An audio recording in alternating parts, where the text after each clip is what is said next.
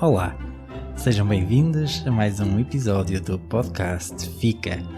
Se gostam de ouvir estas conversas sobre os temas da iniciação cristã, então por favor ajudem-nos a continuar. Para tal, podem subscrever e partilhar os nossos canais no YouTube, no Spotify e também no WhatsApp. Mas sem mais demoras, vamos passar ao episódio de hoje.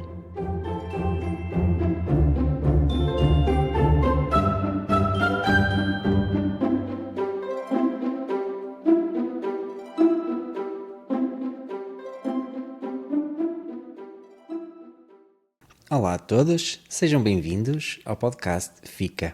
Eu sou José Pedro e este é o 6º episódio de 12 deste primeiro módulo, em que estamos a tratar de responder à pergunta: o que aconteceu antes de Jesus? Hoje volto a estar à conversa com a Sandrina. Olá, Sandrina. Olá, Zé Pedro. E olá a todos que nos ouvem mais uma vez. É um gosto estar de volta e estar à conversa sobre as bases da nossa fé católica. Sim, eu recordo que a Sandrina é uma das formadoras do FICA e que neste ano letivo, felizmente, para nós todos, ela aceitou o convite para orientar, em conjunto com a Ana, o grupo de domingo na Igreja Nossa Senhora da Ariosa, entre as 11 e as 12. Sandrina, como é que está a correr estas primeiras sessões? Olha, bastante bem. Eu estava assim receosa porque nunca me tinha visto nesta missão de catequese e estava assim um bocadinho apreensiva como é que iria ser a experiência e está a correr mesmo muito bem. Tem sido muito bom. Sim, Portanto, tenho muito a agradecer ter embarcado nisto. Eu outro dia passei lá e a capela está bastante preenchida. O grupo... Pronto, é bom sinal. É bom sinal.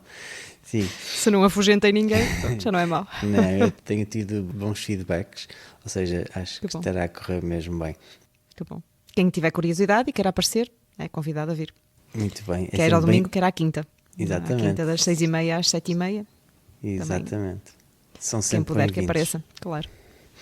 Muito bem. Há pouco disseste-me em off, antes de começarmos a gravar, que achaste que o título do último episódio estava muito interessante. Eu recordo que nesse episódio número 5 falei com a Ana sobre a salvação e as águas. Queres explicar por que razão é que damos este título? Sim, então, a salvação e as águas estão associadas à personagem de Moisés, não é? Cujo nome significa isso mesmo, salvo das águas, e que é mais tarde chamado por Deus para libertar o seu povo da opressão do Egito, não é? Atravessando miraculosamente o Mar Vermelho, ao separar as suas águas, para que os israelitas pudessem passar a caminho da terra prometida a pé enxuto, não é? Portanto, Moisés está intimamente ligado aos termos salvação, relativo ao povo de Israel, e depois às águas. Primeiro ele próprio resgatado das águas do Nilo e depois ele que faz abrir o Mar Vermelho para que passem para o deserto. Sim, podemos aprender muito com Moisés, que é um homem de fé. Toda a sua vida é uma resposta contínua à revelação de Deus, não é? Sim. Olha, gostei particularmente de tu e a Ana terem sublinhado que, para além de salvador do povo, Moisés é sobretudo um mediador, não é? Entre Deus e o povo. Isso é visível nos sucessivos passos das 10 pragas, mas sobretudo naquela última praga que parece muito violenta, em que o faraó vê o seu filho morto, assim como todos os filhos dos egípcios. Mas Deus dá aqui uma escapatória, não é, ao povo, por intermediação de Moisés, dizendo para pintarem as portas das casas com o sangue do cordeiro e que desta forma seriam salvos. Sim, e assim aconteceu. O Moisés pôde sair do Egito com o seu povo, o faraó vai arrepender-se e vai no encalço deste povo com toda a artilharia egípcia. E quando estes estavam num beco sem saída, aparentemente, em frente ao mar, Moisés intercede junto de Deus, que providenciou um milagre. Não é? Todos já ouvimos falar. Sim. As águas abriram-se e passaram todos a pé enxuto até ao deserto. Onde, chegados ao deserto, o povo faz um cântico de louvor e glória a Deus, não é? Sim, e se me permites sublinhar até algo aqui que faz todo sentido. Esta libertação da escravidão é precisamente a origem da festa judaica da Páscoa, não é? Cuja palavra significa isso mesmo, é passagem. Portanto, a passagem da escravidão para a liberdade. Claro, obrigado pela referência, e é sempre de salientar isso. Sim. Curiosamente ou não, muitos séculos mais tarde, Jesus irá entregar-se em Jerusalém nos dias em que se celebrava precisamente a Páscoa judaica. Para nós, católicos, essa Páscoa passou a ter um novo significado, porque Jesus vence a morte e o mal. No fundo, é uma nova passagem da escravidão, agora do pecado, para a liberdade espiritual ao aderir a Jesus. Mas vamos fechar este parênteses, dizendo que no deserto o cântico de louvor, rapidamente, passados uns dias, vai se transformar em queixas deste povo a Moisés, não é, Sandrina? Sim, é verdade. A ponto do povo se revoltar contra Moisés, não é? Chegaram a dizer-lhe que preferiam estar como escravos no Egito, porque pelo menos lá tinham comida e água. E referem-se a Deus como esse teu Deus, não é? Como às vezes nós, quando estamos chateados, dizemos, esse teu amigo. Exatamente. Não tem nada a ver connosco. Exato. E depois, passados uns dias, já estão em cânticos de louvor. É incrível, mas no fundo, se pensarmos, é muito semelhante ao que às vezes a gente faz. Sim, a mim essa passagem faz-me completamente tocar as campainhas de alarme, não é? Às vezes somos um bocadinho ingratos, não é? E num dia louvamos a Deus, no dia a seguir já estamos nós a fazer aquela asneirita do costume, não achas? Sim, completamente. É incrível que Deus vai providenciando o necessário para que o povo atinja as promessas feitas a Abraão, não é? E a nós também lá nos vai ajudando na nossa vida. E aqui então, concretamente nesta história, vai ajudar o povo a chegar à terra prometida. E Deus providencia água no deserto, que era a queixa que eles estavam a manifestar. Sim. E providencia também comida, não é? Sob a forma de maná e codornizes, alimentos que vão aparecer assim miraculosamente. Sim, senhor. Como dizias há pouco, Moisés vai ser esta figura importantíssima, um mediador. No fundo, é uma espécie de advogado da defesa deste povo perante Deus. Vai estar sempre ali a interceder. Ao ponto de Deus, por vezes, estar na iminência de desistir do povo, porque estavam sempre a falhar com o prometido. Mas será Moisés a conseguir os benefícios para este povo, apesar de, claramente, o povo não merecer. Isso mesmo é o que vai acontecer também hoje, na análise à segunda parte do Êxodo. Sandrina, podes situar os nossos ouvintes em que parte da Bíblia é que nós estamos? Sim. Portanto, no episódio passado, tu e a Ana tiveram sobre a primeira parte do Êxodo, do capítulo 1 ao 18, e hoje vamos então analisar os capítulos 19 até ao final do livro do Êxodo, no capítulo 40. Mais no final deste episódio, ainda vamos analisar algumas passagens essenciais dos livros seguintes, destes livros que compõem o Pentateuco, não é? Ainda vamos falar um bocadinho de Deuteronômio, do Levítico e um bocadinho de Números. Sim, é isso mesmo. Eles, povo, vão andando pelo deserto, chegam próximo do Monte Sinai, e é aqui que nós vamos ter um momento-chave na história de toda a Bíblia. Sim. Este é um daqueles momentos que nós temos todos que conhecer bem enquanto cristãos, porque nos diz muito também. O povo acampa no sopé do Monte Sinai e Deus vai convidar o povo de Israel agora a fazer uma aliança mais duradoura e reforçada que as primeiras que nós vimos para trás. Sim. Queres recordar aos nossos ouvintes quais foram essas alianças que já vimos? Sim, então, falamos de uma primeira aliança de Deus e do género humano com Noé, não é? Que estava simbolizada no arco-íris. Portanto, nessa altura Deus limpa a humanidade e promete ajudá-la.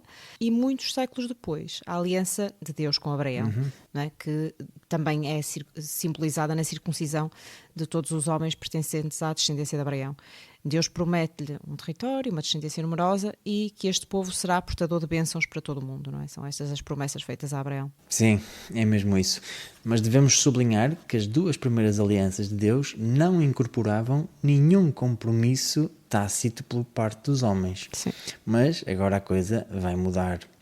Na promessa a Abraão, ainda no Gênesis, Deus sublinha que através do seu povo vai restaurar a sua bênção para transmitir essa bênção a todas as nações. E então, como é que isso vai acontecer através desta nova aliança com Moisés? Agora é uma coisa um bocadinho mais recíproca, não é? Deus diz a Moisés que se o seu povo obedecer, será guiado pelos seus ensinamentos e pela sua justiça. Mas implica realmente esta obediência do povo, não é? E que vão ser na terra eles os representantes de Deus. Portanto, é uma grande honra, na verdade, porque este povo mostrasse a todas as nações como é que Deus é. Não é? Que fossem um povo exemplar. Exato, ou seja, aquele plano que nós tínhamos falado nos últimos episódios, que Deus quer primeiro começar com o povo para depois alargar a sua bênção a toda a terra. Sim. E o povo de Israel vai aceitar aquela oferta e a presença de Deus vai se fazer sentir lá em cima no Monte Sinai, sob a forma de nuvens, relâmpagos e trovões. Moisés, como representante do povo, mais uma vez, sobe ao monte e Deus vai-lhe apresentar os termos da aliança escrito nas famosas tábuas da lei, não é? Sim. Para analisar aqui esta parte, acho importante sublinhar que os antigos líderes das tribos faziam isso, não é? Juntavam-se e faziam termos de acordos que depois eram firmados de alguma forma. Vamos ver qual. Claro, é isso mesmo. E já vamos ver como é que vai ser firmado. Basicamente, isto começaram a ser as cláusulas de um contrato a cumprir por ambas as partes, não é? Sim, exatamente. Um contrato, no fundo, é a forma que nós humanos temos de perceber se aquelas condições que estão em cima da mesa vão ser concretizadas ou não. Não é? É ver se ambas as partes serão fiéis àquelas cláusulas. Sim, por esta altura já devem saber do que estamos a falar. São os famosos 10 mandamentos. São os termos ou as cláusulas deste acordo entre o relacionamento de Deus e do seu povo Israel. Se estes termos não forem cumpridos, este já não poderia ser o povo de Deus, porque costumamos dizer nos nossos encontros a brincar, é o objetivo mínimo que Deus pôs a esta grande família para poderem coabitar com Ele, porque Ele é sumamente bom, portanto põe ali um mínimo necessário, não é? Sim. Sim, é esta a ideia, e é daí mesmo que vem o título do episódio de hoje, não é? Que são os mínimos olímpicos, certo?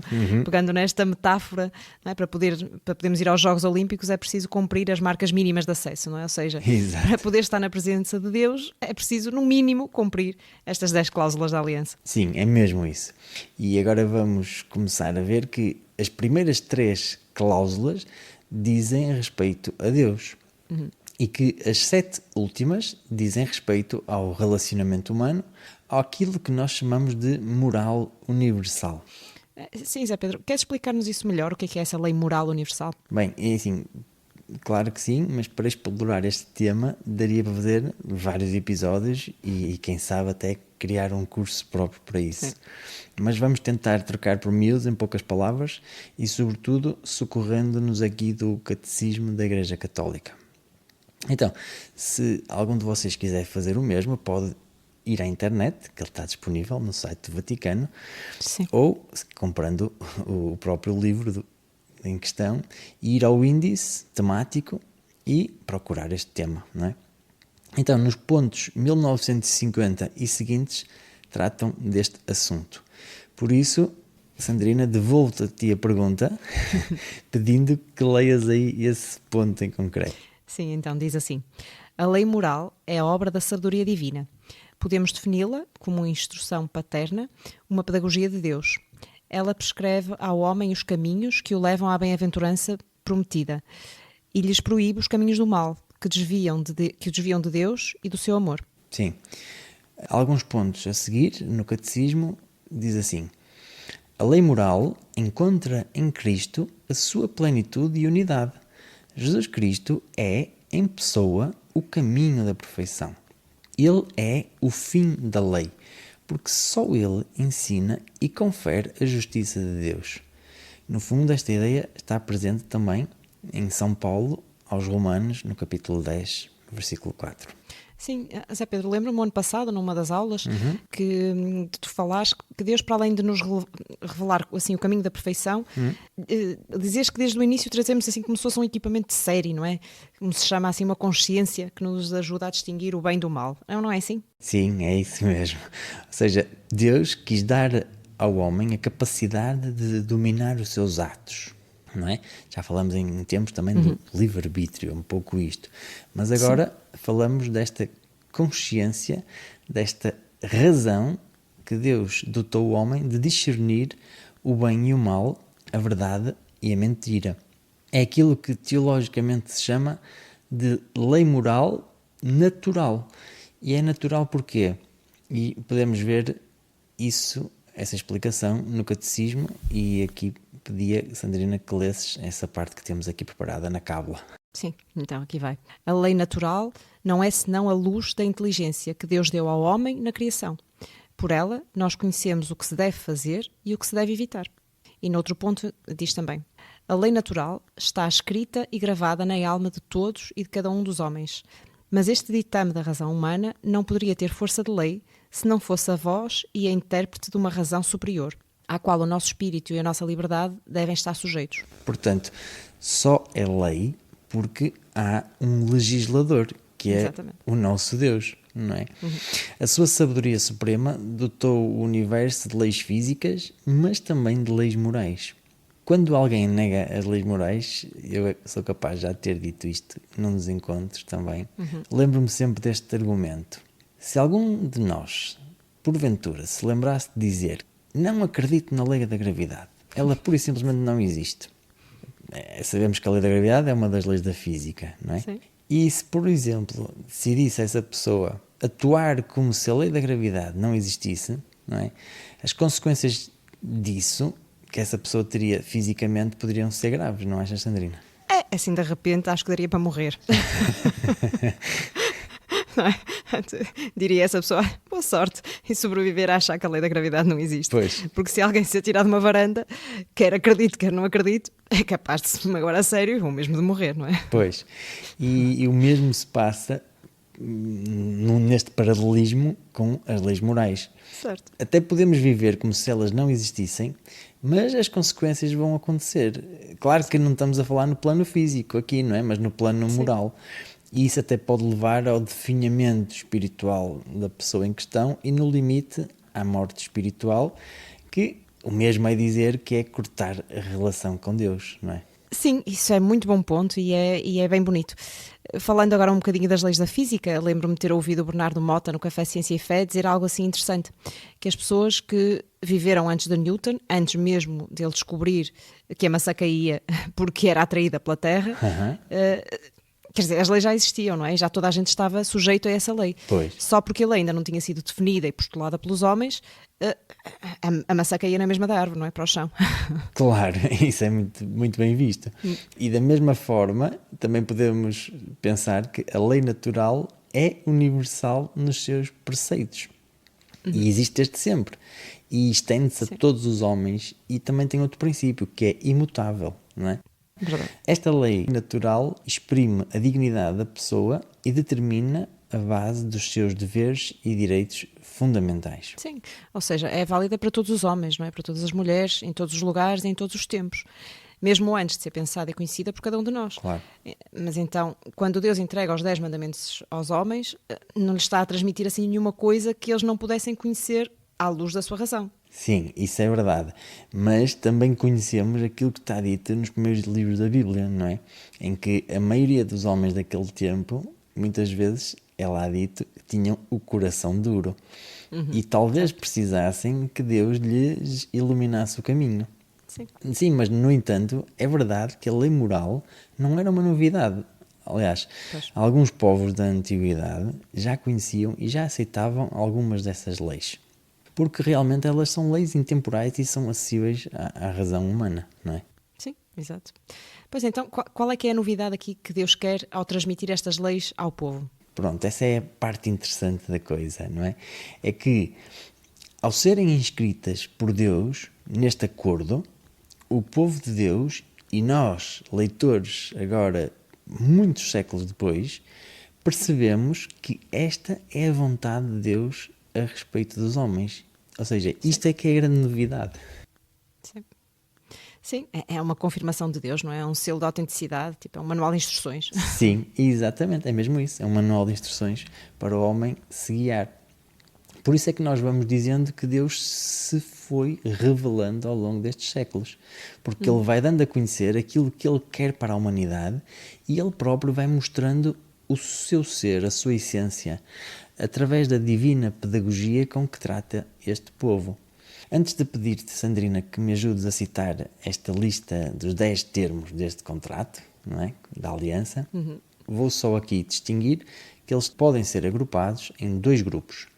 Os primeiros 3 mandamentos estão relacionados com o próprio Deus. Os restantes 7 mandamentos dizem respeito aos homens. Continuando, eu vou sugerir que a Sandrina leia o texto dos mandamentos na versão do livro de Deuteronômio e recordo aos nossos ouvintes que pode soar ligeiramente diferente à fórmula que nós aprendemos na catequese. Sim, Zé Pedro, mas quem nos ouve poderia pensar que a Igreja adulterou os 10 mandamentos, não é? Pode explicar-nos o que é que a Igreja fez, como é que ela fez esta nova fórmula, ligeiramente diferente? Sim, aliás, o próprio catecismo da Igreja, o original, o grande, aquele calhamaço, Sim.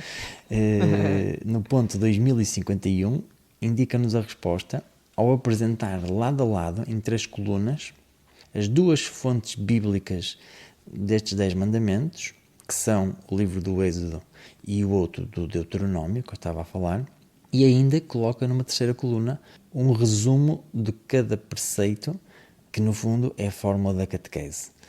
Ora, se a própria Igreja admite que há estas diferenças entre as fórmulas da Bíblia e a fórmula da catequese, então não faz sentido, como já se ouviu tantas vezes, pessoas a acusar de que a Igreja quer esconder ou adulterar a lei divina, certo? Agora, a Igreja Latina, que é a Igreja de Roma, procede de outra maneira, ou seja, nós dividimos estes mandamentos em preceitos propriamente ditos, e esta divisão que nós seguimos é proposta por um dos grandes santos da Igreja, logo nos primeiros séculos, que é Santo Agostinho. Sim, mas alguém poderia perguntar que não seria mais adequado que a Igreja Católica se limitasse ao texto sagrado em vez de tentar inventar fórmulas mnemónicas mais fáceis de guardar na memória?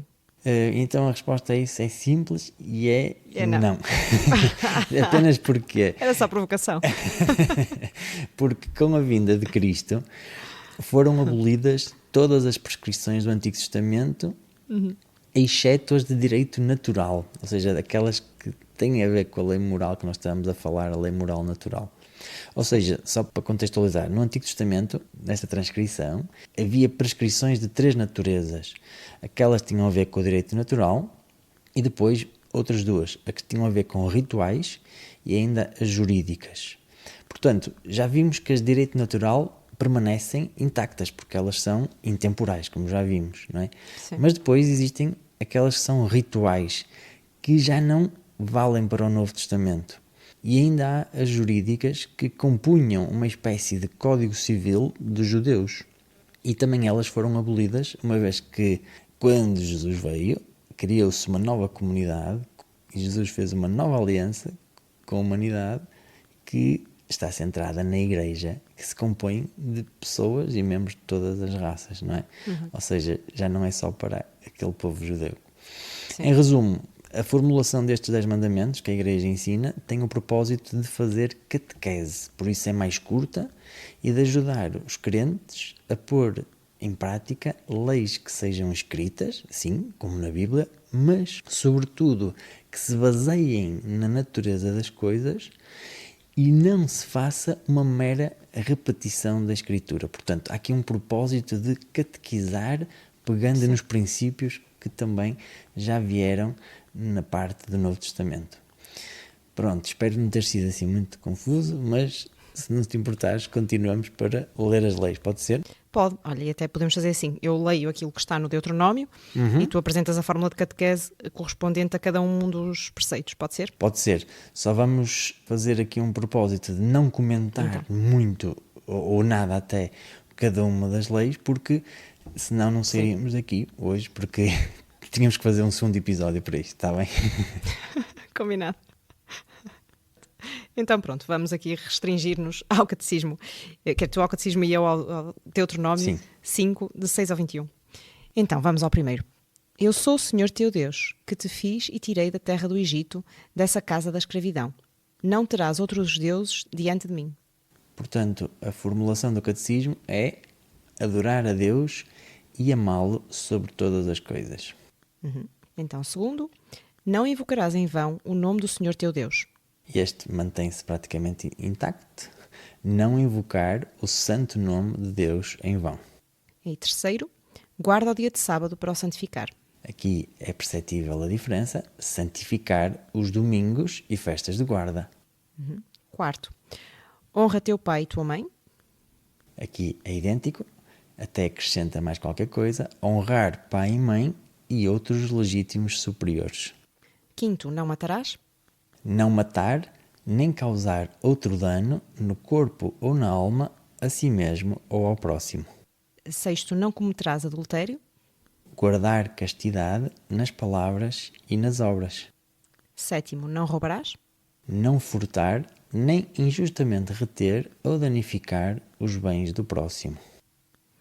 Oitavo, não levantarás falso testemunho contra o teu próximo. Não levantar falsos testemunhos, nem de qualquer outro modo faltar à verdade ou difamar o próximo. Não desejarás a mulher do teu próximo. Guardar castidade nos pensamentos e nos desejos. E décimo, não cobiçarás nada que pertença ao teu próximo. Não cobiçar as coisas alheias. Pronto, como eu disse, não vamos entrar na análise detalhada de cada mandamento. Ao longo do curso vamos tentar trazer alguns destes conceitos que estão aqui inscritos nos 10 mandamentos. Como sugestão para os nossos ouvintes, podem, em casa, ver a fórmula do Êxodo e a fórmula da catequese. Aliás, na descrição do nosso episódio vai ter um link para algo que nós temos, que é uma pasta onde estão guardados estes documentos que ajudam aos nossos episódios, para quem quiser ver e comparar lado a lado. Então, Zé Pedro, podemos acrescentar que para ajudar à explicação da fórmula catequética da Igreja, ainda há aqui outra grande razão. É que, entretanto, o povo de Deus deixou de ter um coração tão duro e, sobretudo, o próprio Deus encarnou, não é? Na pessoa de Jesus Cristo, e levou os 10 mandamentos ao seu expoente máximo. Sim, claro, esse é um muito bom ponto, Sandrina. Obviamente que sim. Estás a falar das bem-aventuranças, certamente, que Jesus nos deixou no discurso da montanha. Nós vamos explicar isso tudo no módulo 2. Sim. Então, indo buscar aqui a metáfora de há pouco. Se os 10 mandamentos são os mínimos olímpicos, não é? A marca mínima para eu conseguir ir aos jogos, as bem-aventuranças podem ser vistas como alcançar a medalha de ouro nos Jogos Olímpicos. Muito bem. Então, se calhar, antes de continuarmos com os próximos capítulos do Êxodo, sugeria que fizéssemos um intervalo, pode ser? Sim, claro que sim. Então, até já. Até já. Citando uma frase conhecida, a Igreja Viva não é um clube de gente perfeita. Pela vontade de Jesus, é um lugar Para a mudança gradual de gente comum. Tal como nós. Tal como tu. Fica conosco.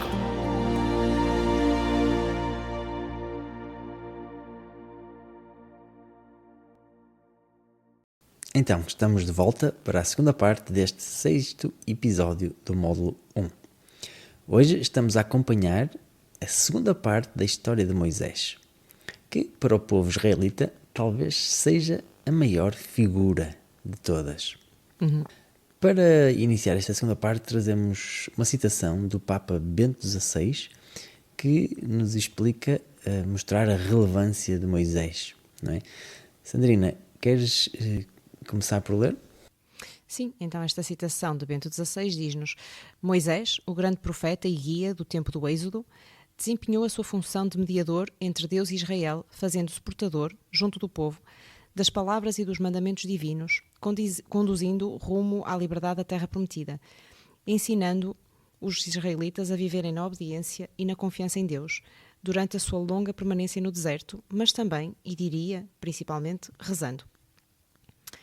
Este povo reza pelo faraó quando Deus, com as pragas, procura converter o coração dos egípcios.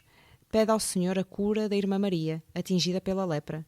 Intercede pelo povo que se tinha revoltado, amedrontado pela descrição dos exploradores. Reza quando o fogo estava prestes a devorar o acampamento e quando serpentes venenosas faziam matanças.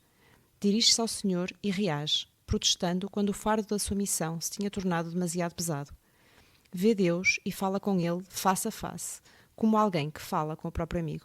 Sim, essa característica de alguém que não teme encarar Deus é das principais que Moisés tem, não é? Sim. E isto é de enaltecer. O Bento XVI faz-nos aí um resumo, de facto, alguma destas passagens que estão no Êxodo.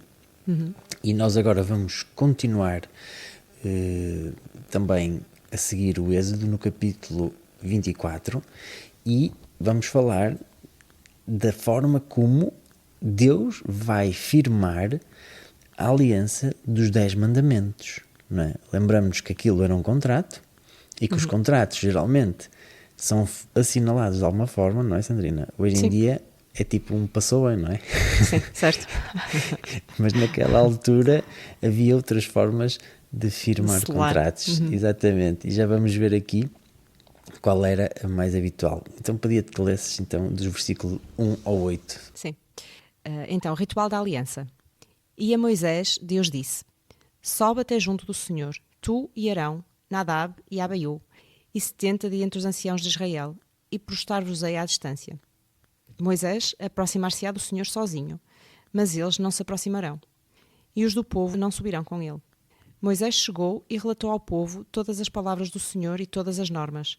E todo o povo respondeu a uma só voz e disseram: vamos pôr em prática todas as palavras do Senhor, que o Senhor declarou. Moisés escreveu todas as palavras do Senhor.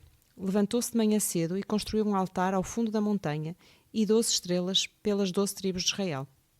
E enviou os jovens dos filhos de Israel, e eles ofereceram holocaustos e sacrifícios de novilhos ao Senhor como sacrifícios de comunhão.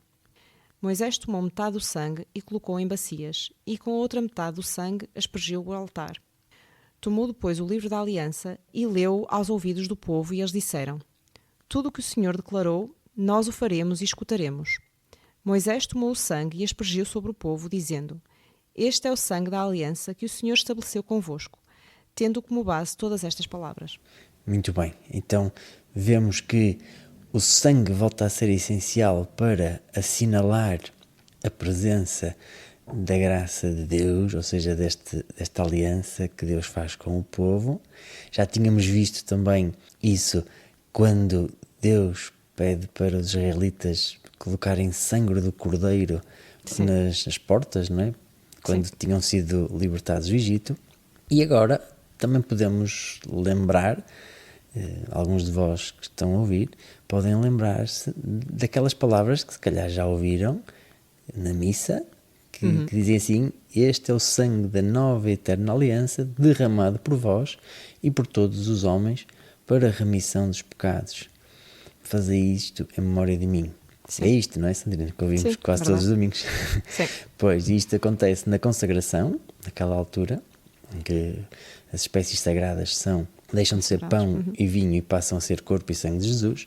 Portanto, reparem que esta aliança que estamos a ler, do Moisés, é a primeira aliança em que Deus espera algo em troca, não é? Dá, mas também espera algo em troca. E, neste caso, a forma como ela foi firmada foi como nos ritos antigos destes povos tribais, através da aspersão de sangue. Ou seja, o sangue é a forma de firmar contratos. Sim. Por isso, foi aspergido sobre a Assembleia para dizer isto mesmo, que é um assunto sério, não é? Até agora, com o Noé e com o Abraão, os sinais eram mais simples, tenos, não é? Exatamente, e não implicavam este compromisso. Agora é um assunto sério, isto está contratualizado, e eles disseram: vamos obedecer estes mandamentos, ou seja, está assinado o contrato. Sim, e entretanto vem Jesus, que conhecia todo o passado de Moisés, e aliás que o ajudou, não é? Ele que sabia todas as leis, claro. E Jesus quis explicar assim que a sua própria entrega é a nova aliança, que ele é o novo sangue que vai ser derramado por nós, não é? O seu próprio sangue. Exato. E então percebemos agora que tudo faz sentido na nossa liturgia, no nosso conhecimento cristão, e que vem tudo aqui de trás. Sim, como eu costumo dizer, esta é a questão dos mandamentos, esta questão dos mandamentos para nós, que é o que nos interessa. Não interessa propriamente decorá-los ou sabê-los de cor, não é? Mas no fundo saber que eles falam de questões da lei moral e da relação com Deus, como dizíamos há pouco, não é? Que fazem parte deste equipamento sério que nós trazemos, não é? Que é a consciência, que nos dá acesso a esta lei moral natural. Toda a gente sabe, à partida, todos os que nos ouvem, que sabem que matar é errado, não é? Neste contexto que nós vivemos, é natural. Sim. Em outros poderia não ser, não é?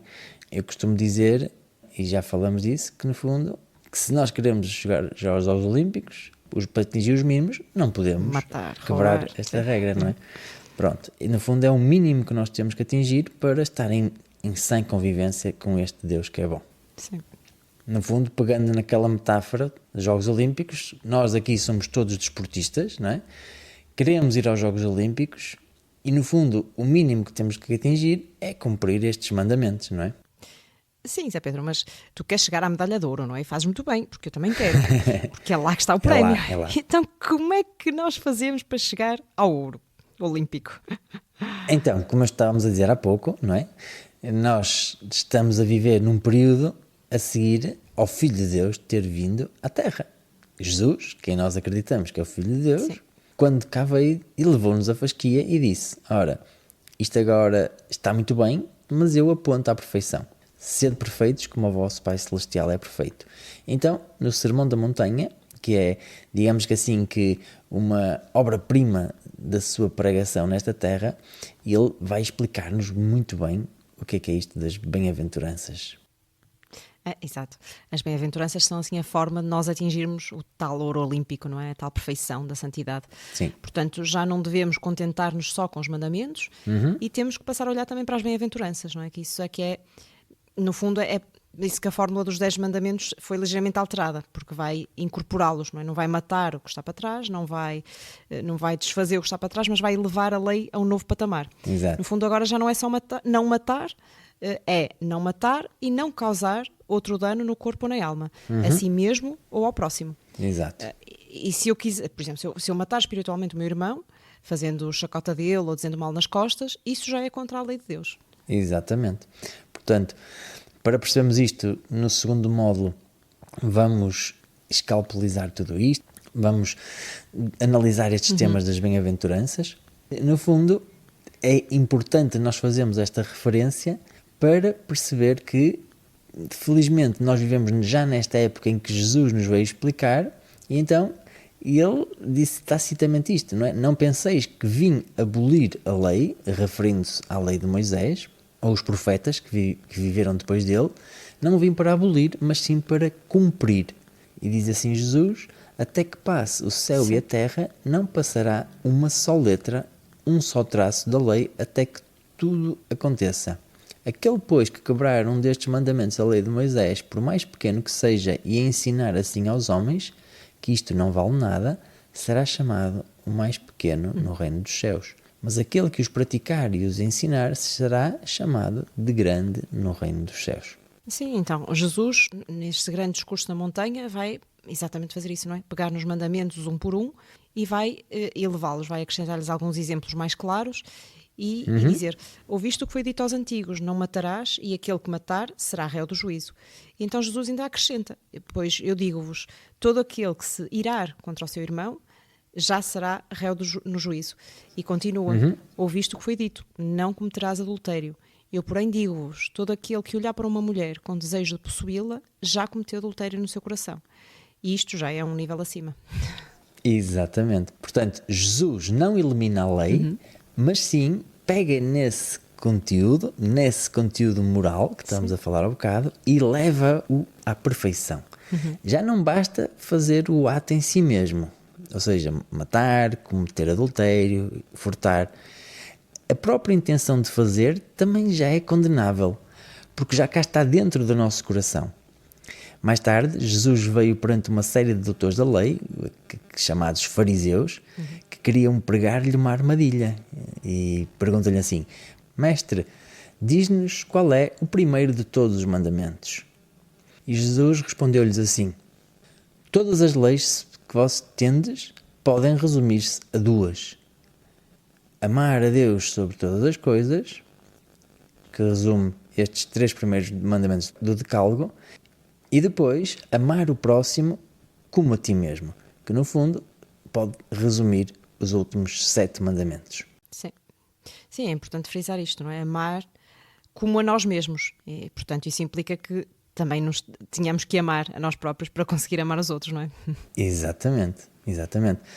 Depois, no Êxodo, vem outra coleção de mandamentos que Deus vai passar a Moisés, onde ele vai desenvolver estes 10 em muitos outros mandamentos que focam muitos detalhes da vida e em comunidade deste povo israelita.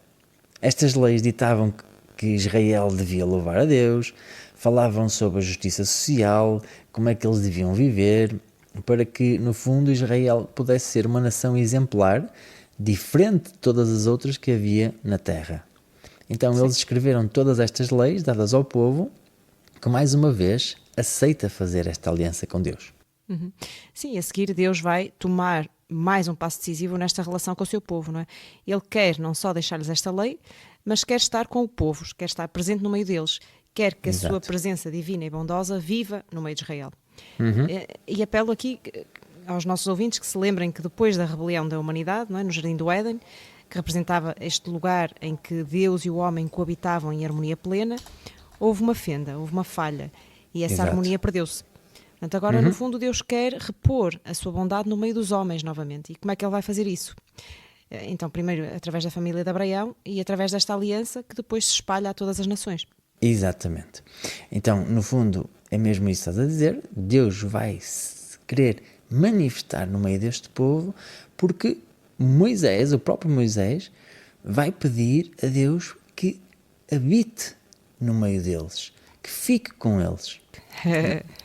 No fundo, vai ser Deus vai dar instruções para que Moisés construa uma espécie de tenda sagrada. Vocês sabem que estes povos eram nómadas e viviam em tendas, certo? Sim. Então, Deus diz: Moisés, faz uma tenda para mim, e esta tenda vai se passar a chamar tabernáculo. Ainda hoje, muitos de nós católicos também chamamos tabernáculo ao sacrário, que é o local onde está presente as espécies sagradas com o corpo e o sangue de Jesus. Mas, referindo-me então ao tabernáculo, estes capítulos destes livros, quer do Deuteronômio e depois do Levítico, vão ver que tem uma série de capítulos a descrever como é que é este local. Ou seja, Deus faz uma espécie de plantas para que o povo israelita pudesse construir este espaço. É uma tenda que tem uma sala no centro e que depois é rodeada por várias partes exteriores. Esta sala, no centro, é o local mais importante e chama-se o Santo dos Santos. É onde está uma caixa muito bem enfeitada, que é muito importante para este povo, que é nada mais nada menos que a Arca da Aliança, onde estão guardadas as tábuas da lei que Deus entregou a Moisés. Exato. Portanto, Sandrina, Deus, Ele próprio é que diz a Moisés que para ele caminhar com este povo devem construir-lhe este tabernáculo, este local que é santo, onde está a presença de Deus. Portanto, os capítulos seguintes destes livros da Bíblia são muito descritivos e até podemos dizer um pouco chatos para o leitor, porque é como se estivéssemos, digamos, que a ler... Os maias. Exatamente, não é? Pronto, é mesmo isso, porque é tudo explicado ao pormenor, desde as plantas, os símbolos, de tudo o que existe no tabernáculo. E lembremos-nos, para aquele povo israelita, muitos daqueles símbolos são importantes de reconhecer, porque eles remetem a ideias que estavam presentes no Jardim do Éden. Sim, é isso, não é? Isso é que interessa reter, é que o tabernáculo é como se fosse um Éden portátil, não é? Nós, Exato. hoje em dia, temos Wi-Fi em todo lado e aqui é um bocadinho a mesma coisa, não é? Deus quer estar com o seu povo em todo lado, portanto é assim um hotspot, é um sítio onde ele difunde a sua bondade no meio do seu povo. Sim, isto parece uma excelente ideia, ou seja, Deus caminhar no meio do seu povo. Mas isto não foi um processo tão simples de concretizar. Porque enquanto Moisés estava no topo do monte, sozinho, recordemos-nos, na presença de Deus, o restante povo estava lá embaixo a começar a desesperar. Então porquê? Eles viam a presença de Deus manifesta em nuvens, em relâmpagos, mas como estava a demorar muito, eles desesperavam, estão a perder a paciência. Então, exatamente. Então eles vão quebrar logo, passado poucos dias, a primeira cláusula do termo que tinham assinado em sangue há poucos dias atrás. Certo. Vão pedir a Arão, que é o irmão de Moisés, digamos que podia dizer que é o vice-presidente ali do povo, não é? Para lhes construir Exato. um ídolo. Sabemos que estes povos gostavam muito de ídolos, de deuses a quem pediam coisas, pediam favores. E então eles dizem a Arão para juntar todo o ouro que eles tinham, no fundo derretê-lo, e com isso fazer um bezerro de ouro. No fundo, fizeram este animal moldado com o ouro que tinham para que pudessem adorá-lo, que no fundo, como se fosse o Deus que os retirou do Egito. Sim. Mais uma vez vemos aquela situação que estávamos a dizer há bocado, não é? Que somos um bocadinho bipolares, não é? Nós humanos, num dia adoramos a Deus, no outro dia adoramos outra coisa qualquer. Só queremos é ver resultado. Sim, é ver qualquer coisa, sim, é isso. Sim. E o Papa Francisco faz-nos até aqui uma chamada de atenção, não é? Que no fundo a adoração do antigo bezerro de ouro encontrou uma nova e cruel versão agora neste fetichismo, neste desejo que temos pelos bens materiais e nesta necessidade que temos de nos agarrar a coisas. Portanto, no fundo, o bezerro de ouro desses tempos é atualmente esta versão da importância do dinheiro, esta ditadura da economia sem rosto, não é? No fundo, é uma característica humana, não é? Esta necessidade da procura de um bem material. E que permanece ao longo destes anos todos. Sim. Sim, essa ideia está muito bem expressa pelo Papa Francisco numa das encíclicas dele, que é Evangelio Gaudium, a alegria do Evangelho, não é? Em que no fundo é esta ideia de que trocamos o verdadeiro centro da alegria humana, que é a existência e a coabitação com Deus, por outros deuses que nos dão prazer momentâneo. Sim. Portanto, voltando agora em Êxodo, Deus está lá em cima, o povo pode vê-lo e já estão a violar os 2 primeiros termos da aliança, que dizia assim: Sim. Não terás outros deuses além de mim. E Deus fica completamente triste e manifesta isso a Moisés. E voltamos a ver que este povo é um povo de cabeça dura, como Deus diz, não é? Sim. Portanto, Sim. ele põe a hipótese de destruir o povo e continuar só com Moisés. E agora Moisés podia fazer uma coisa, Sandrina. Eu sou um tipo importante, tenho aqui uma relação privilegiada com Deus, por isso eu vou continuar e eles que fiquem lá embaixo e Deus vai espezinhá-los, não é? Sim, ainda podia dizer, eu avisei. Exato. Mas não é? Moisés é realmente exemplar e vai interceder junto a Deus pelo povo, apelando ao caráter de Deus, não é? E então vai dizer, olha, mas Deus, salvaste-os do Egito, prometeste abençoar toda a descendência de Abraão, e, portanto, faz com que Deus se lembre das promessas feitas, não é? Como se Deus precisasse de ser lembrado, não é? Sim, mas é bonito que Deus goste que nós humanos façamos esta intercessão pelos outros, não é? É mais bonito ver que Deus acede à oração e ao pedido de Moisés e acaba por perdoar a nação inteira e renovar de novo esta aliança. Sim, queria aqui lembrar que isto deve dizer-nos muito a nós cristãos em relação à nossa fé. Lembrarmos-nos como nós devemos rezar, pedir, confiar. A relação deste Moisés com Deus era de tanta proximidade, de tal intimidade, que a certa altura vai dizer: Deus, eu quero ver a tua face. Sim. E este é um tema que é muito falado no Antigo Testamento, porque nunca ninguém viu a face de Deus. E queres explicar, Sandrina, porquê? Sim, então, é mesmo Deus quem explica porquê, não é? Tu não poderás ver o meu rosto porque ninguém o pode ver e continuar com vida. Então o que é que isto significa? Que Deus é tão grande, tão belo, tão perfeito, tão sumamente bom, que nenhuma criatura pode vê-lo e continuar na mesma. Queres ilustrar melhor isto, Zé Pedro? Sim, então eu costumo dar esse exemplo, que não é meu, eu li isto num livro e vários autores pegam neste conceito da luz, Deus como luz. Então vamos imaginar que algum de nós está dentro de casa, num quarto, sem nenhuma janela, sem nenhuma luz ligada. E estamos com os olhos abertos. E de repente vamos abrir uma porta e vamos lá para fora. E está um dia esplendoroso de sol e vamos ser expostos àquela luz fantástica. Portanto, o que é que nos acontece? Muito possivelmente ficávamos quase sem ver naquele momento, naquele instante. Porquê? Porque os nossos olhos não estavam habituados à luz e ao sermos expostos a tanta luz, ficamos quase cegos. Portanto, numa imagem muito fraquinha, mas a melhor que nós conseguimos, Sim. é isto que acontece quando alguém é exposto frente a frente com a santidade de Deus. Como não estamos habituados a tanta santidade, a tanto bem, os nossos olhos ficam queimados, basicamente. Sim, mas acho que explica bem, não é? E esta é uma questão típica do ser humano, não é? Desta necessidade de querer ver as coisas, de querer provar com os próprios olhos, não é? Esta vontade de dar resposta aos nossos órgãos de sentidos. E Santa Teresa d'Ávila, que era uma mística do século XVI, uma senhora que levitava em oração, não é? Uma doutora da Igreja dizia isto. Cometem um grande erro os que pensam que a união com Deus consiste em êxtase, em arrebatamentos, em consolações espirituais. Esta relação com Deus, esta união com Deus, consiste unicamente na entrega da nossa vontade a Deus, desde que essa seja completa. Pois, isso está espetacularmente explicado por esta grande santa mística. Portanto, isto não é nada mais, nada menos que o que Deus vai tentando fazer com este povo e com Moisés. Ou seja, ele só pede entrega, não é? Por favor, confiem. E o resto vai acontecer. Sim. E aqui Santa Teresa está a dizer exatamente a mesma coisa, não é?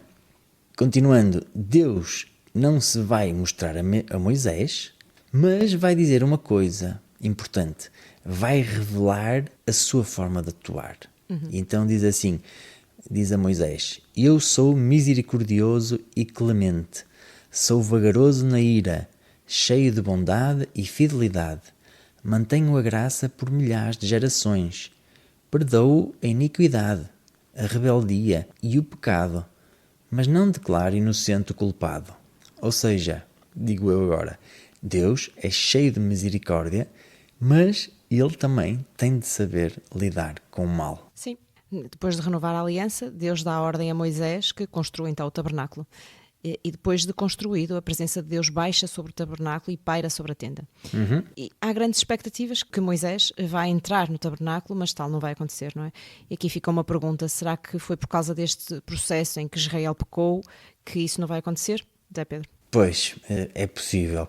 Lembremos que no início deste livro, a grande figura que representa o mal que perseguia o povo israelita era o faraó, não é?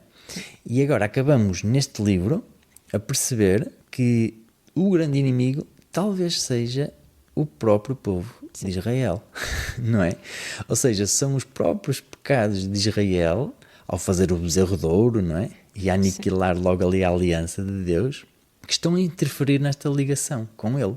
A questão é como é que Deus vai resolver este conflito entre a sua santidade, portanto Deus é santo, é sumamente bom, e ao mesmo tempo poder estar presente com quem não é santo, com quem está corrupto, com quem peca. Então a solução está explicada no livro seguinte da Bíblia, que é o Levítico. Relembrando, Deus é santo. E a palavra santo em hebraico é kadosh, que significa sagrado, separado, único. E porquê que é separado? Porque ele é diferente de nós. Porque ele é santo. Está noutro patamar. Sim. Então, se ele é santo, se ele é o autor de toda a bondade, toda a pureza, o espaço onde Deus está também é ele próprio sagrado. Sim. Por isso é que ele vive num tabernáculo e para entrar no tabernáculo, então Deus sugeriu ao próprio Moisés que se começassem a cumprir uma série de regras através de uma série de prescrições. Sim, pois. Mas Israel vai sendo injusto e vai cometendo pecados, não é? Então, para se tornarem também eles santos, vão ter que cumprir uma série de regras e de rituais. E Deus vai prever aqui um caminho para este povo, para que eles possam habitar com Deus no mesmo local. Exato. E então é isso que depois é explicado no Levítico, através deste conceito que todos nós conhecemos, que é da expiação. No fundo, a expiação é cobrir o pecado através de um substituto. Por exemplo, oferecer o sangue de um animal enquanto se confessa o pecado cometido. Isto é uma maneira do povo de Israel se lembrar não só da graça de Deus, que é infinitamente misericordioso, mas também da sua justiça, e que o seu mal teve consequências, não é? E a consequência é que, por causa do seu pecado, um animal foi sacrificado. Exato. Portanto, todos estamos agora a perceber que quando Deus, Nosso Senhor, manda o seu Filho à Terra, e foi apelidado por João Batista, e próprio Jesus diz: eu sou o Cordeiro de Deus, o que vim tirar o pecado do mundo, que está em linha com este hábito que foi o próprio Deus que indicou ao povo israelita para fazer, não é? Ou seja, os sacrifícios animais não foram inventados aqui, já existiam muitos séculos antes. Mas Deus pegou nesta forma e disse que esta podia e era mesmo uma maneira de cumprir penitência pelos mal que o povo fazia. No fundo, como se costuma dizer, é para zerar os quilómetros, ou seja, para fazer outra vez aqui um reset na coisa, não é? Portanto, limpar o que está para trás, para que aquele povo possa de novo aceder à santidade de Deus. Sim. Foi nessa altura também que Deus disse a Moisés para instruir alguns dos seus irmãos para serem os representantes de Deus naquele povo, não é? E passou a ser criada a figura de sacerdote. Portanto, o sacerdote é o representante de Deus no meio do povo, que faz no fundo esta ponte entre o povo e Deus, e para o povo é a imagem de Deus e para Deus é o representante do povo. Exato. Não é? Portanto, a figura de sacerdote é vista como alguém que deve ter assim uns pergaminhos morais da excelência, não é? Sim. Terminamos só a história para não ficar aqui em suspenso. Vamos só fazer aqui umas cenas dos próximos capítulos, que já vão ser vistas no próximo episódio. E lá veremos que Israel vai ter um período muito grande no deserto. Isto está descrito no livro seguinte da Bíblia, que é o livro dos Números, em que Moisés está reunido com os representantes das 12 tribos de Israel e pediu-lhes que cada um deles enviasse um representante para ir espiar o que se passava naquela terra para ver se eles lá poderiam entrar. Então, refere que desses todos, a grande maioria veio lá completamente desanimada e a dizer: Moisés, é impossível nós entrarmos naquela terra. Não é? E como sinal disso, não é? Deus vai de alguma forma castigar aquela geração de incrédulos e o próprio Moisés vai caminhar até avistar a terra de Canaã, mas vai morrer no deserto sem conseguir alcançar o objetivo. Sim.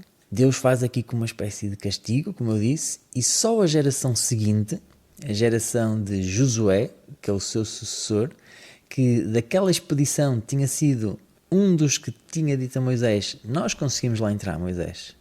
Era jovem e tinha energia. Exato, é preciso a gente assim. E o próprio Josué vai ser ele que vai dar cumprimento às promessas feitas por Deus a Abraão. Ou seja, é ele que vai conseguir entrar na terra prometida. Não contes mais. Vejamos no próximo episódio. Então, Sandrina, convido-te a fazer um breve resumo de tudo o que falamos hoje, sobretudo a razão pela qual Moisés é uma figura exemplar na nossa vida de cristãos. Então, aqui vai, por duas razões. Primeiro, é exemplo de como ele fala com Deus. Não é? Ele fala com Deus como se fala com um amigo. Portanto, é um Deus que merece a sua confiança, é um Deus de proximidade. Exato. Não é? Nós somos convidados a viver esta intimidade com Deus, a viver esta relação de amizade como Moisés viveu. Não é? Isso nós costumamos chamar de vida de oração. No fundo, é isso que a gente consegue através da oração. Sim, e esse é um ponto muito importante para nós católicos. Existe um capítulo no Catecismo só dedicado a esse tema da oração e no nosso curso também dedicamos um episódio inteiro a esse tema, que está colocado propositadamente na última sessão do terceiro e último módulo, como que para nos recordar que é um ponto essencial para cristãos, porque nós devemos falar com o nosso Deus tal como Moisés falava. Sim. E a segunda razão para que Moisés seja um exemplo é ser realmente esta ponte, ser este mediador entre Deus e o povo, não é? Ele foi sempre solidário com o povo e no fundo foi quase advogado de defesa. E chega mesmo a dizer a Deus, porque te indignas com este que é o teu povo, não é? O povo que tu escolheste, que fizeste sair do Egito. E portanto, é assim um bocado é descarado Moisés, não é? Falar assim nestes termos a Deus. Sim. E dizer-lhe, então lembra-te lá, foi quem tu escolheste. Pois. E portanto, passamos a viver em aliança, não é? Passamos a crentes e a viver nesta aliança com Deus. Sim, isso é um ponto muito bom. Ou seja, naquela altura em que Moisés podia ter descartado o povo, ele não vai desistir do povo, porque, lembremos-nos, Deus podia ter continuado só com Moisés, mas é nisto que ele é um exemplo para nós. Nós, tal como ele, somos convidados a ser solidários com os nossos irmãos, sofrendo com os que estão a sofrer e alegrando-nos com os que estão alegres. Excelente, vês? É um bom resumo e hoje é o teu que cabe no SMS. Boa! E assim vamos chegar ao fim, não é? E o que é que fica para a próxima semana? Então, no próximo episódio, iremos ver a chegada à Terra Prometida e, por hoje, resta-me agradecer à Sandrina pela presença e, muito provavelmente, ela irá estar de volta aqui no nosso podcast. Sim, obrigada. É sempre com enorme satisfação que participo, mas das outras vezes tu pediste-me assim para contar umas coisas extra. Sim. E agora sou eu que te peço para contar. Tens aí novidades?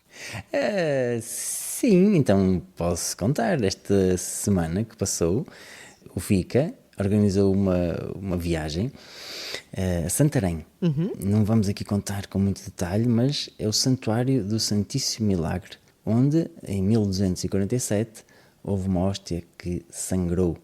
Portanto, este é um milagre importante quando se fala de Eucaristia, e nos anos anteriores, sempre que falávamos disso, vinha à conversa o tema de Beato Carlo Acutis. Sim. Ele próprio visitou este santuário e quando andava a fazer uma pesquisa sobre os milagres eucarísticos em todo o mundo. Sim. Então o FICA tinha esta viagem prometida e, Sandrina, foi muito interessante ver que a certa altura descobrimos na internet outro grupo que também queria fazer a viagem e conseguiu-se em articulação com esse grupo, que se chama Yeshua. Sim. E em conjunto com a nossa iniciativa que se chama Mostra-me, fazer uma viagem conjunta.